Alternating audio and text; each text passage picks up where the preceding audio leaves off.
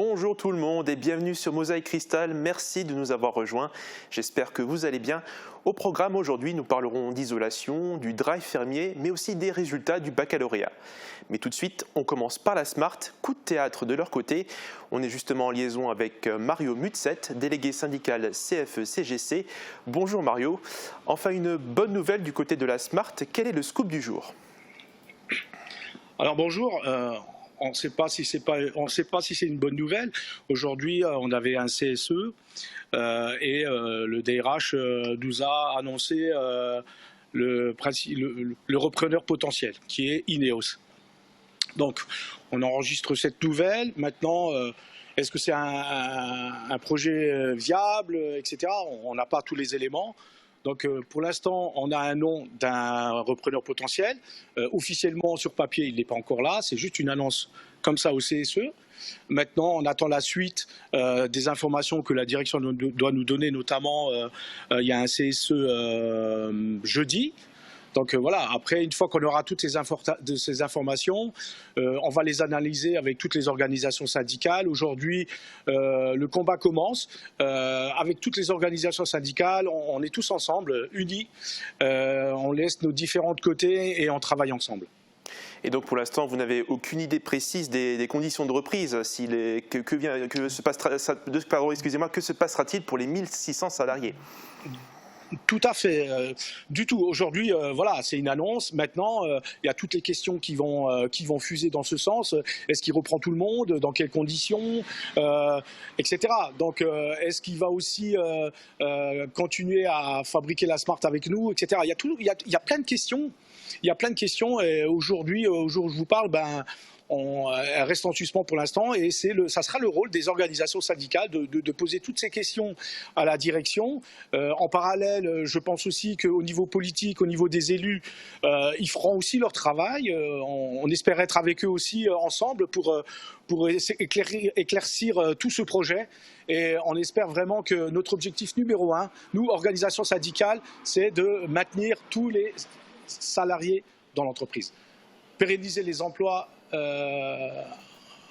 avec ce projet. Est-ce que dans les prochains jours, vous avez donc une date déjà d'une prochaine réunion d'information ? Alors, comme je vous disais tout à l'heure, jeudi, on a un CSE extraordinaire sur ce sujet. La direction va nous donner d'autres informations complémentaires par rapport à ce matin. Donc maintenant, on reste dans l'attente et on réagira en fonction des informations que la direction va nous donner. Très bien. Eh bien, merci beaucoup Mario d'avoir été avec nous. Je vous en prie, c'est un plaisir. Et avant de commencer notre petit tour de l'actualité, sachez que la préfecture du Bas-Rhin a placé leur bassin de la Sarre en état de vigilance due à la sécheresse. Les indices d'humidité des sols sont en dessous de la normale. C'est le cas du côté alsacien, mais pas du côté mosellan pour le moment. Mais la préfecture de la Moselle n'exclut pas de le faire également. Le reste des news, c'est dans notre Flash Info. Résultats du baccalauréat 2020. C'est aujourd'hui que sont dévoilés les résultats aux candidats inscrits dans les différentes séries. Le dernier bac avec toutes les épreuves, car à partir de l'an prochain, c'est le nouveau bac issu de la réforme avec une grande part de contrôle continu. Mais finalement, cette année, à cause du coronavirus, il a été intégralement basé sur les notes obtenues en classe. Économie d'énergie sur le territoire de la Casque. La campagne d'isolation des combles perdus est achevée dans les bâtiments communaux. Elle se poursuit pour les bâtiments du territoire de la communauté d'agglomération Sarreguemines-Confluence. Les planchers bas et les conduites d'eau chaude peuvent aussi être isolés. Le drive fermier a trouvé sa clientèle. En 3 mois, les commerçants ont amélioré leur organisation et de nouveaux producteurs les ont rejoints à Petit-Réderchin. Ils ont su fidéliser une partie de leur public et même si la fréquentation a baissé, elle se stabilise. Les producteurs sont optimistes et recherchent d'ailleurs un nouveau fromager. Le jeu du pays se prépare. 550 questions pour tous les publics et tous les âges afin de découvrir ou redécouvrir le territoire de Sarreguemines et Bitche en passant un bon moment en famille ou entre amis. C'est le but de ce jeu. La sortie est prévue en octobre et une version de luxe sera disponible. Est-ce que nous aurons quelques touches d'humidité ou un bain de rayons de soleil pour demain ? Réponse avec les prévisions météo. Qu'il vente, pleuve, fasse froid ou chaud, une maison isolée par Moder Habitat reste agréable et saine au fil des saisons. La météo vous est présentée par le Crédit Mutuel. Une banque qui appartient à ses clients, ça change tout.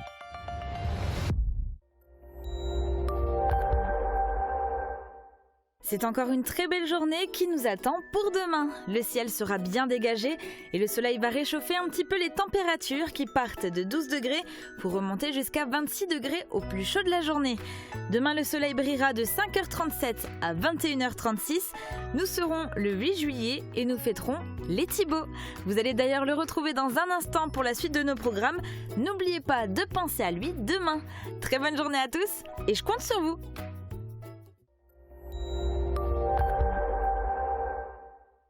Merci d'avoir suivi la météo avec le Crédit Mutuel. Une banque qui appartient à ses clients, ça change tout.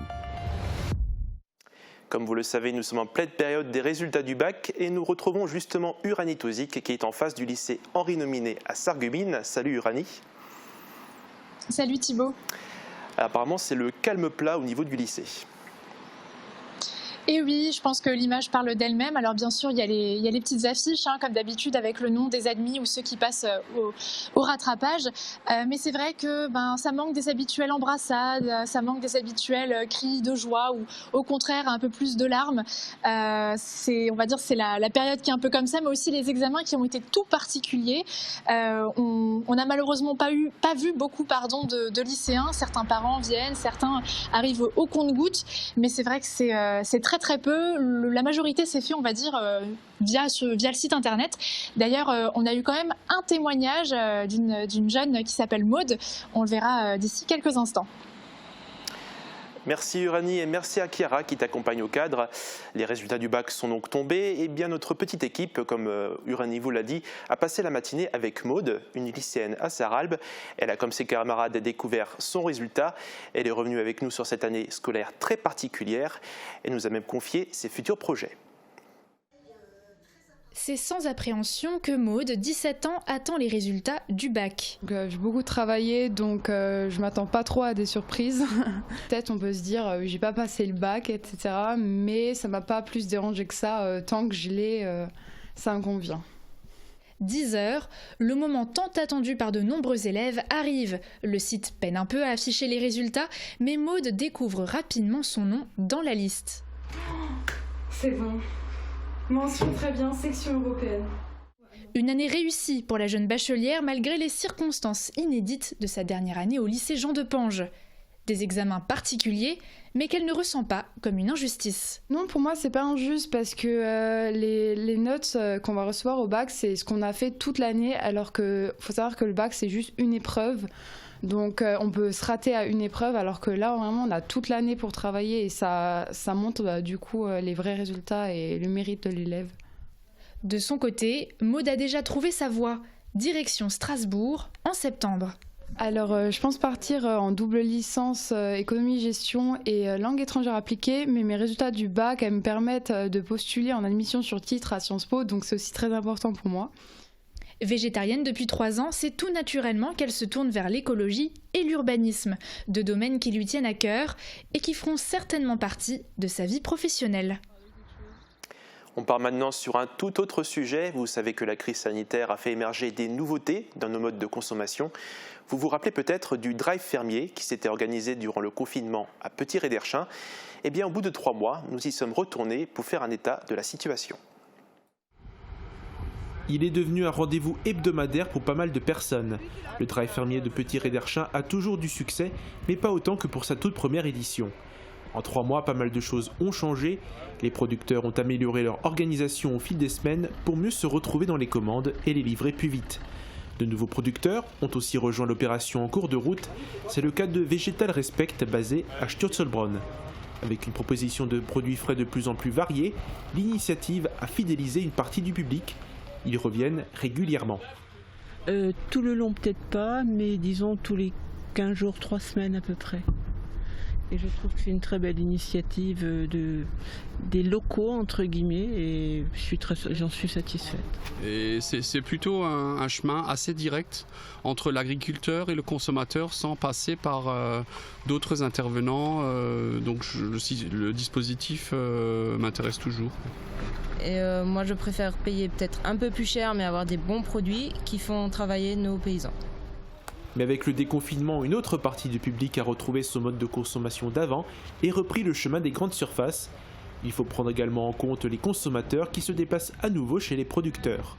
Le dernier drive de Petit Réderchin a comptabilisé plus de 74 clients contre plus de 120 pour la grande première. Ici, une baisse de 50% a été constatée, mais la fréquentation se stabilise.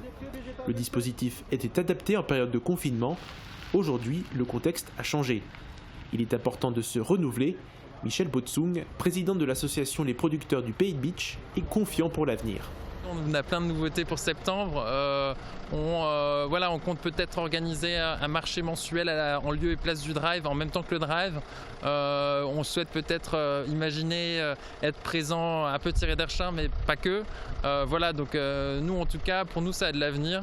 Les producteurs restent donc optimistes pour la suite. L'organisation est d'ailleurs à la recherche d'un fromager du secteur pour participer au drive fermier. Pour ne pas jeter l'argent par les fenêtres, il faut isoler les bâtiments. Le refrain est bien connu, encore faut-il pouvoir le faire. Sur le territoire de la Casque, de nombreuses actions pour l'isolation sont menées au niveau des bâtiments communaux, mais aussi à destination des particuliers. Explication dans ce reportage de Julia Pitran. C'est bientôt la fin des passoires thermiques au niveau des bâtiments communaux, du moins sur le territoire de la Casque. La communauté d'Aglo s'est engagée dans un vaste programme de rénovation thermique. Le pan isolation des combles perdus s'est achevé avec l'isolation du grenier de la mairie de Neufgrange. Une opération réalisée par procédé de soufflage.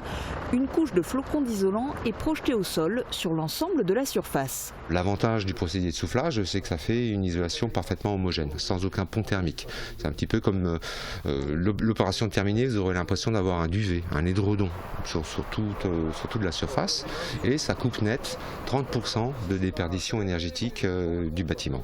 Les combles, premier point de déperdition énergétique d'un bâtiment, c'est vraiment le point à isoler en priorité lorsqu'on parle de rénovation. Notre isolation de la mairie date des années 80 et je pense que la laine de roche ou la laine de verre a fait son effet, a fait son travail dans le temps et qu'il fallait rénover l'isolation puisque aujourd'hui il n'y a plus de petites économies. Ce duvet, qui isole désormais les combles de la mairie de Neufgrange, est composé d'une matière douce, pas irritante comme de la laine de verre classique. C'est certifié non nocif pour la santé et avec ça, pas de problème de condensation ni d'humidité et cette matière n'est pas inflammable. Cerise sur le gâteau, cela n'a rien coûté à la commune ni à l'Aglo, c'est financé par les fournisseurs d'énergie.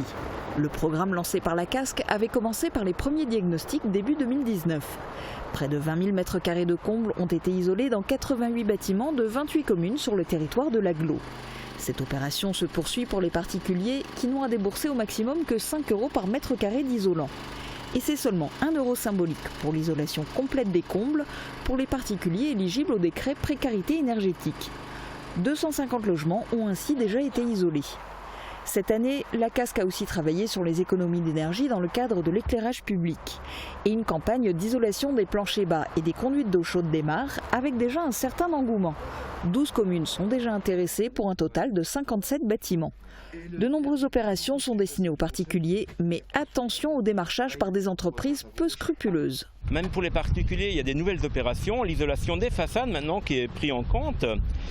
Mais je rappelle, et je vais être très prudent, il faut que les gens soient très prudents. L'isolation est à 1 €, mais le crépi, il faut le payer. Parce qu'aujourd'hui, on se rend compte qu'il y a déjà des arnaques sur notre territoire. Donc soyez vigilants, ne signez pas systématiquement un devis à 1 € parce que la façade va se retrouver, ou la maison va se retrouver entourée d'un polystyrène et il n'y aura pas de crépi. Attention aux arnaques, contactez le service clé à la Casque, c'est gratuit et vous aurez tous les renseignements. Je vous pose maintenant une petite question. Est-ce que vous êtes incollable sur le territoire dans lequel vous vivez ? Eh bien, vous aurez bientôt l'occasion de le prouver. Un jeu de société sur le pays de Sarreguemines Beach est en cours de finalisation. Sa sortie est prévue en octobre. Voici une petite présentation signée Catherine Heinrich et Guillaume Dumonteil. Quelle est la seule commune du territoire commençant par la lettre F? Plutôt facile comme question, Frauenberg. Plus difficile celle-là. Un lieu-dit de la commune d'Egelsart se nomme la papeterie en référence à l'activité passée du lieu. Y faisait-on du papier à cigarette, à micelle, à musique ou à lettres? La bonne réponse est à micelle. Voici 2 des 550 questions qui figureront dans ce jeu du pays. C'est vraiment un jeu pour tous les âges, donc il y a des questions de tous les niveaux, y compris pour les enfants, hein. Donc les grands-parents peuvent jouer avec les enfants. Un jeu de société pour se cultiver, pour découvrir ou redécouvrir le territoire, mais aussi pour se divertir. Avec des questions qui peuvent être amusantes comme des mimes, et bien, par exemple, je vous propose de mimer l'envol de la cigogne, où il y a des anagrammes, il y a des chants aussi, donc on peut vous demander de chanter, et donc il faut connaître les paroles de la chanson en passant par la Lorraine. La diversité des questions est le reflet de l'hétérogénéité des contributeurs. Ont imaginé des questions des élèves des lycées Tessier et Nominé, ainsi que des habitants un peu plus âgés. On avait organisé 4 cafés Klatch et les personnes intéressées étaient là et ont proposé des questions. Une œuvre collective réalisée par des personnes qui s'intéressent au territoire, parmi lesquelles on retrouve aussi et surtout les membres du Conseil de développement et du SMAS, le syndicat mixte de l'arrondissement de Sarreguemines. Le jeu doit être mis en vente dans la première quinzaine d'octobre au prix conseillé de 29,90 €. A noter qu'une version de luxe sera également proposée avec des jetons en bois, faïence, métal et verre, clin d'œil au savoir-faire des artisans des 84 communes du territoire. Je vous propose de faire une petite pause et de vous désaltérer. On se retrouve tout à l'heure avec d'autres reportages. On fera un tour dans les eaux thermales et nous continuerons la série réalisée par TE8 Moselle-Est sur la rééducation post-Covid. A tout de suite.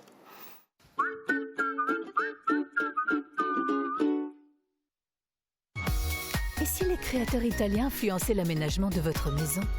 Cuisine, salle de bain, carrelage, Cesa au centre de la Rotonde à Sarreguemines vous propose un vaste choix et un excellent rapport qualité-prix. Un décor cosy et chaleureux, une équipe sympathique, une cuisine faite de produits frais, une vue magnifique sur le golfe de Sarreguemines. Le Green, le restaurant qui ne manquera pas de vous séduire. Pour un look chic et branché, rendez-vous chez Popeline, 12 rue Nationale à Sarreguemines. Le bien-être du corps s'exprime à la Villa Arola. Des expertes vous accueillent dans l'Institut de beauté ou le cabinet d'esthétique. Profitez d'un moment unique en solo ou en duo. Offrez un moment bien-être à vos proches grâce à nos chèques cadeaux. Bécher STP, le spécialiste de la protection solaire. Store personnalisable et pergola bioclimatique. Faites confiance à notre expertise et nos produits fabriqués sur mesure. Oubliez les contraintes d'installation, nous nous occupons de la pose. Et c'est la nouveauté. Protégez-vous contre les coronavirus avec la bâche Agivir. Modulable et adaptable à tous les environnements, elle élimine naturellement le virus sans désinfection. Bécher, le savoir-faire de père en fils depuis 1933. Nouveau, AVS Audition propose un tout nouvel appareil auditif intra-auriculaire, rechargeable et connecté. Une révolution pour vos oreilles. Discret et pratique, il fonctionne sans pile et se contrôle directement depuis votre smartphone. Envie de tester? Prenez rendez-vous avec notre audioprothésiste et profitez de 300 € de remise jusqu'au 31 juillet. AVS Santé, notre métier, vous accompagner. Bienvenue au village Bon Réflexe. Allez à table! Ici, les bons réflexes passent avant tout. Pour Marc, c'est plutôt de perdre chaque année qui est un réflexe. Pas vrai, Marc?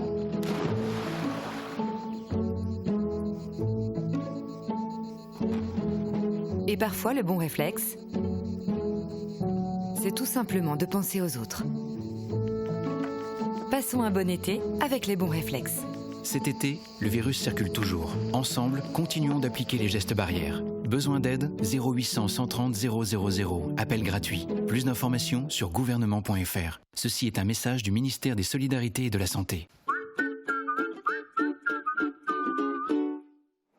Après plus de 3 mois de fermeture, la cure Saint-Éloi accueille à nouveau des curistes.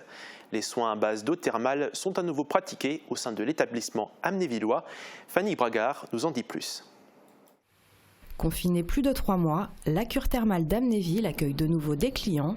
Dès l'entrée, le port du masque est obligatoire et la température des curistes contrôlée. Sur les 11 000 m² de l'établissement, distanciation physique et lavage des mains rythment les déplacements des patients. Des mesures sanitaires drastiques qui ont un coût. C'est de l'ordre de 100 000 euros quand même. Voilà. Maintenant, vous me direz que la santé et la sécurité sanitaire n'ont pas de prix. Donc on s'y prête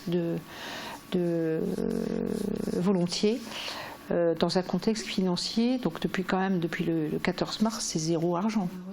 Une situation aggravée par la limitation du nombre de curistes et des inquiétudes quant à leur retour progressif dans l'établissement, si bien qu'à ce jour, seul un quart du personnel a repris le travail. Évidemment, je serais la plus heureuse de pouvoir faire rentrer tout le monde, ce qui n'est pas le cas, mais c'est aussi dans une vision à long terme. Si là je fais rentrer tout le monde et qu'il n'y a personne, évidemment, dans une semaine, on ferme la porte. Validé par l'Agence régionale de santé, le nouveau parcours de soins de la cure Saint-Éloi semble rassurer les patients. C'est nécessaire aussi pour permettre aux curistes de venir en bonnes conditions. Voilà. Et donc fort de tout ça, j'ai encouragé ma maman à venir, puisque au départ le médecin était un peu réticent, son médecin traitant. Et quand on lui a fait part de toutes ces mesures de sécurité mises en place, elle a dit dans ces cas-là, allez-y. Privés des bienfaits de l'eau thermale lors du confinement, 80 curistes, souffrant d'affections rhumatologiques ou des voies respiratoires, se sont précipités à Amnéville, et ce, dès la réouverture du site. J'en ai vu certains où il y a eu des réveils de douleur qui étaient importants, ils ont repris plus de médicaments et étaient plus gênés, ils ont dû avoir recours certainement à leur rhumatologue ou ils ont dû avoir eu des infiltrations, des choses comme ça en plus, oui, avec une augmentation de la consommation médicale. Agréée par le ministère de la Santé, la cure thermale d'Amnéville espère voir revenir au plus vite ses patients. L'année dernière, elle avait accueilli et soigné 16 400 curistes. On replonge au cœur de la rééducation post-Covid grâce à la série réalisée par nos confrères de TV8 Moselle-Est. Voici le second épisode. Hier, au cœur de la rééducation, l'après-Covid vous faisait découvrir Gérard Becker. Ce patient touché par la Covid-19 s'est rendu aux urgences de l'hôpital Marie-Madeleine de Forbach le 30 mars. Il s'est réveillé à Toulouse après 18 jours de réanimation et a effectué ses soins de réadaptation à l'hôpital Filieris de Frémin-Merlebach. Bonjour. Ça va, monsieur Becker ? Ça va. On y va ? Ouais. Sur celui-ci ? Celui-ci. Ce matin-là, pour son 14e jour de rééducation, Gérard Becker débute par une séance d'activité physique adaptée santé. On essaye à 30 watts comme la dernière fois. Si ça va pas, on ralentit un peu, on diminue, on accélère. Ouais, ça marche. Ok ? Les patients Covid comme Gérard n'étant plus contagieux, le plateau technique des soins de réadaptation mêle désormais toutes les prises en charge pour qu'il n'y ait aucune perte de chance chez un malade. Les patients post-Covid, tout comme les patients non-Covid, évoluent dans la même pièce avec les règles sanitaires en vigueur. Là, il reste 3 minutes. Après, on fera 5 minutes de pause pour la récupération et on attaquera sur les exercices de renforcement musculaire.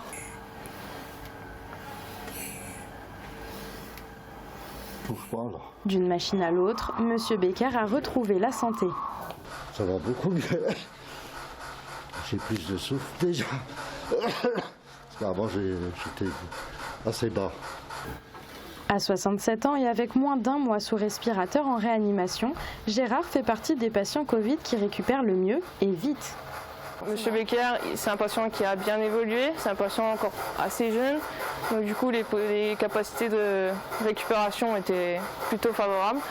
Et du coup, il y a une nette amélioration. Au début, on faisait que du réentraînement cardio sur vélo, et après on a pu commencer tout doucement avec du renforcement musculaire simple, sans machine, et ensuite voilà avec la presse, comme vous avez vu, les ischios, et voilà, progression bien. Bonjour Monsieur Becker, ça va ? Arrivé à Mincy, sans force ni équilibre, la volonté et le moral de Gérard l'ont poussé à se remettre sur pied rapidement. Dans chaque discipline de sa réadaptation, les progrès sont flagrants. Donc Monsieur Becker, comme vous sortez demain, on va refaire un peu les bilans qu'on a fait au départ pour voir un peu comment ça a évolué, voir comment vous avez progressé.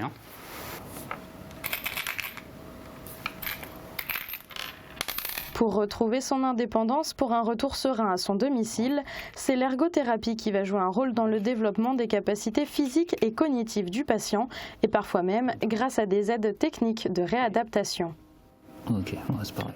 On effectue un bilan qui va regrouper les déficiences, les incapacités, les problèmes au domicile qu'il peut rencontrer dans sa vie de tous les jours. Et après, on mettra en place un plan d'action, de la rééducation ou alors de la réadaptation pour que le patient retrouve son autonomie antérieure. Après, il reste des séquelles, mais qui normalement devraient revenir à plus long terme. Il y a toujours encore une fatigue et puis une perte musculaire qui était importante qu'on ne récupère pas en quelques semaines, qui peut prendre des mois. C'est un travail interdisciplinaire où on travaille en collaboration avec les kinés, les orthophonistes, les assistantes sociales, les profs de sport, etc. Une coordination d'équipe que nous continuons de vous faire découvrir demain dans le 3e épisode de Au cœur de la rééducation l'après-Covid. Après le sport et l'ergothérapie, nous suivrons Gérard Becker dans ses dernières séances de kinésithérapie et d'orthophonie. Et juste à l'instant, on vient de me rapporter une toute nouvelle carte postale qui nous est envoyée par Catherine Henrich. Et d'après ce que j'ai pu lire, nous allons un peu nous rafraîchir à l'ombre des arbres qui entourent le très joli site du Guttebrunne à Silsheim, un lieu paisible que l'on doit à une association soucieuse de conserver le patrimoine du village. Je vous laisse découvrir cette petite carte postale. Quant à moi, je vous dis à demain pour une nouvelle émission. Passez une très bonne journée, prenez soin de vous. Petite curiosité alsacienne sur le territoire de la communauté d'agglomération Sarreguemines-Confluence. C'est un lieu d'un autre temps, celui des lavandières qui venaient ici battre le linge en s'informant des dernières nouvelles du village. Nous voici dans un lieu que se sont réappropriés les habitants de Silsheim depuis une vingtaine d'années. Il s'agit de l'ancien lavoir aménagé dans une cuvette autour de laquelle se sont groupées les premières maisons de Silsheim. Ici, on l'appelle Guttebrunne, la bonne source.